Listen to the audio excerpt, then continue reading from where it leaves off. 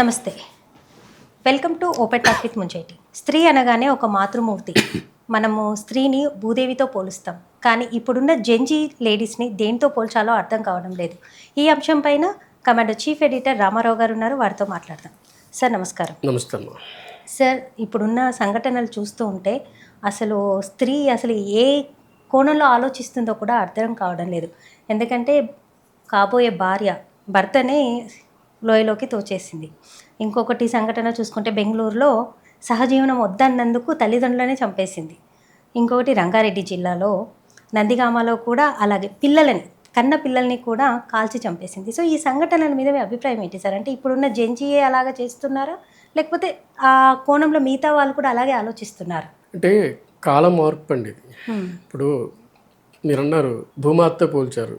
భూమి అంటే మరి తిరుగుతుంది కదా, భూమి తిరుగుతుంది కదా, కాలచక్రం కూడా అలాగే తిరుగుతుంది. అంటే తిరుగుతున్న క్రమంలో అమ్మాయిలు కూడా మారిపోతున్నారంటారా? అంటే కొన్ని పరిస్థితుల్లో ఒకప్పుడు ఆ సాంప్రదాయాలు ఇంకొంచెం అంటే కాలం ఎలా మారుతుంది, ఇది కూడాను ఒకరోజు ఒక స్థాయికి వెళ్ళిన తర్వాత మళ్ళీ పాత రోజులకి వెళ్తాం అంటాం కదా. ఇవన్నీ ఎలా ఆలోచించంటే మానవ సంబంధాలు ఒక రకంగా చెప్పాలంటే పూర్తిగా విధ్వంసమయ్యే స్టేజ్కి వచ్చాయండి. ఇప్పుడు అమ్మా నాన్న పిల్లలు వసుదైక కుటుంబం, ఆహ్లాదకరమైన వాతావరణం, కుటుంబం కోసం ఇతరులు త్యాగాలు చేయటం, ఇవి పోయాయి పూర్తిగాను. కారణం ఏంటి? దీనికి ఎవరిని తప్పు పడతాం? పుస్తకాలు అయితే అవే పుస్తకాలు, రాజ్యాంగం అయితే అవే రాజ్యాంగం, అవే పెద్దలు, నీతులు చెప్పే పెద్దలు అలాగే ఉన్నారు. కానీ కాలం ఎక్కడిని మారుస్తుంది? వీళ్ళందరూ ఎలా ఎందుకు తయారయ్యారు? అంటే టెక్నాలజీ అంటారా సార్? Phones, technology. అంతేనండి. పూర్తిగా ఇంటర్నెట్ యుగంలో మనం ఉన్నాం. ఇంటర్నెట్ యుగంలో వస్తున్నప్పుడు వాళ్ళు ఏం చేస్తున్నారంటే పిల్లలు వాళ్ళకి చెప్పాల్సిన పెద్దల నుంచి కాకుండా వేరే దగ్గర నుంచి నేర్చుకుంటున్నారు. ఆ వేరే దగ్గర నేర్చుకుంటున్నప్పుడు ఆ సొసైటీ ఏం చెప్తుంది, ఇట్లాంటి వాటిని ఎలా చేస్తుంది? మనం చేసిన తప్పేంటి? ఒకటైతే ఇంకొకటి మీరు ఆలోచించండి. ఇప్పుడు లోయలోంచి ఒక ఆమె తన కాబోయే భర్తని తోసి చంపేసింది. అతను ఎందుకు చంపాలనుకుంది? తన కాబోయే భర్త వద్దనుకోవచ్చు కదా, తనకిష్టమైన వ్యక్తి వెళ్ళిపోవచ్చు కదా. అంటే ఇప్పుడున్న టెక్నాలజీ, ఇప్పుడు మీరు అన్నట్టు టెక్నాలజీ, ఫోన్స్ ఇంత డెవలప్ అంటే ఇక్కడ సమస్య ఎక్కడ వస్తుందంటే ఆయన వద్దనలేదు, ఇతను తెచ్చుకోలేదు. అంటే పేరెంట్స్ ఫోర్స్ అనమాట. నువ్వు అతన్నే పెళ్లి చేసుకో, ఇంకొకటి నీకు ఇష్టమైన దాన్ని మేము వద్దంటాం, కుదరదు. అంటే పేరెంట్స్ కూడా వాళ్ళ మేరకు మారకపోవడంతో, సింపుల్ చెప్పాలంటే అంతే కదండి. ఇప్పుడు నువ్వే ఆ డబ్బును వ్యాపారవేత్తను నువ్వు పెళ్లి చేసుకుంటావా లేదా, నీ ప్రేమను పక్కన పెట్టేసే అని ఒత్తిడి చేయడం వల్ల కావచ్చు, ఇక ఆమెకు తెలిసిందంతే. అలాగని చెప్పేసి అక్కడి నుంచి అతను వదిలేసి ఇంటిని వదిలేసి అక్కడ పారిపోయే పరిస్థితి ఆమెకు రాలా. ఆ ఆప్షన్ కూడా ఆమె వెతుక్కోలే. లేదు అతను కూడా వెతుక్కోలే, నువ్వు వచ్చేసే మీ ఇంటి దగ్గర నుంచి ఇద్దరు మేజరే కదా మనకి అని కోర్టు అనేక రకాల అనుమతులు ఉన్నాయి, అయినా దాన్ని ఉపయోగించుకోవాలా. సో ఇదంతా ఏమవుతుందంటే వీళ్ళకి ఎడ్యుకేషన్ లేకపోవడం. అంటే రేపు పొద్దున ఏం జరుగుతుంది?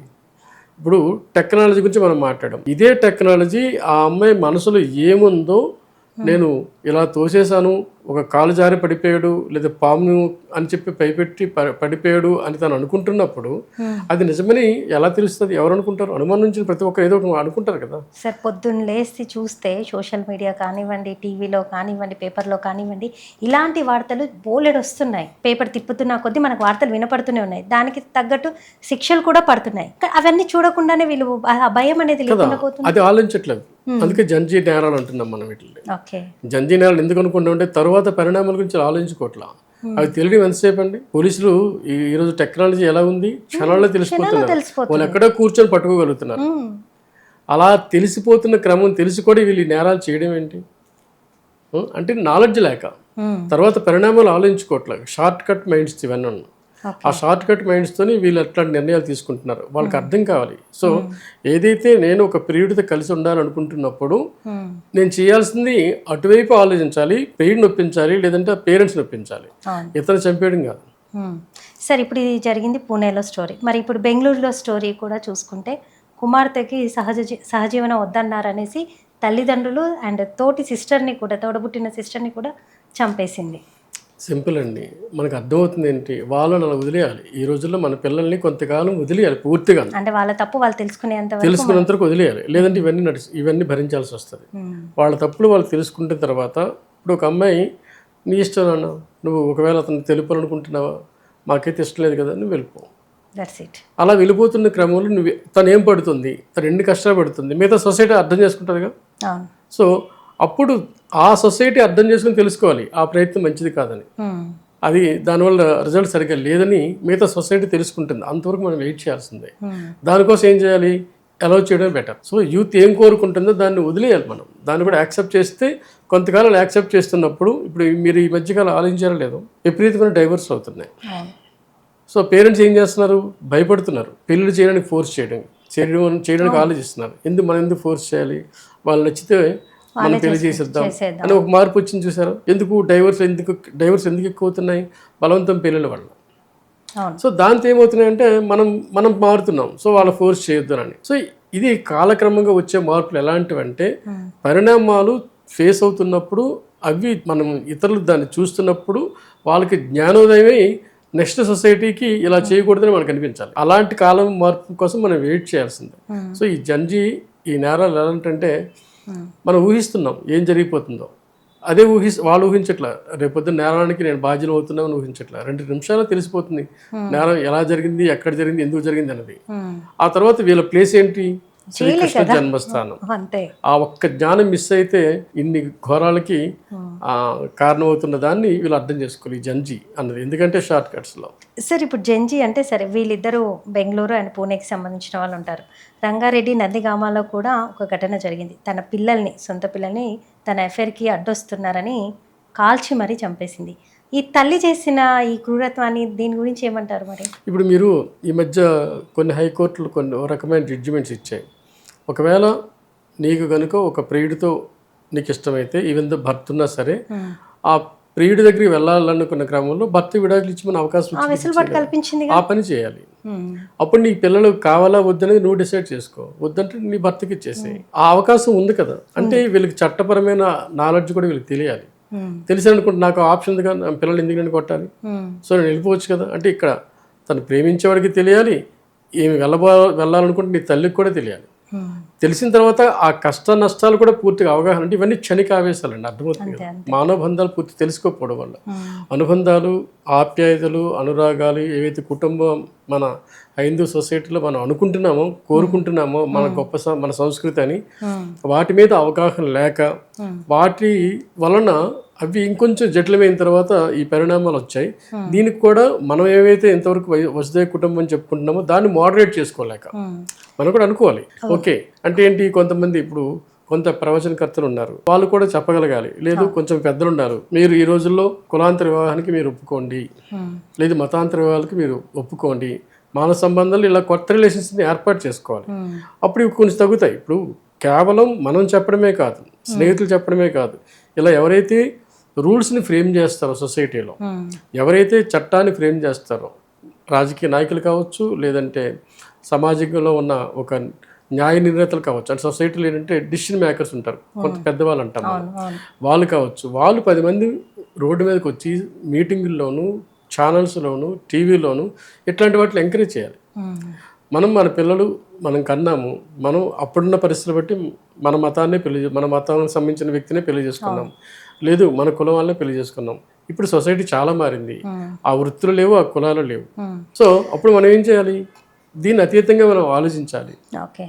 జీవనం ముఖ్యం, లక్ష్యం ముఖ్యం, వాళ్ళ బతకడం ముఖ్యం, వాళ్ళ గౌరవంగా పెరగడం ముఖ్యం అన్నది ఇంపార్టెంట్ అన్నప్పుడు ఈ మతము, ఈ కులము, ఇవన్నీ కాదు అనేది మనం చెప్పగలగాలి. అప్పుడు ఈ నేరాలు తగ్గుతాయి.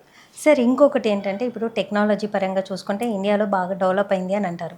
బట్ ఇండియాకు కంటే ముందు యుఎస్ కంట్రీస్ అంటే అదర్ కంట్రీస్ కూడా ముందే డెవలప్ అయ్యాయి, కానీ అక్కడ నేర చరిత్ర ఇంతగా అయితే లేదు.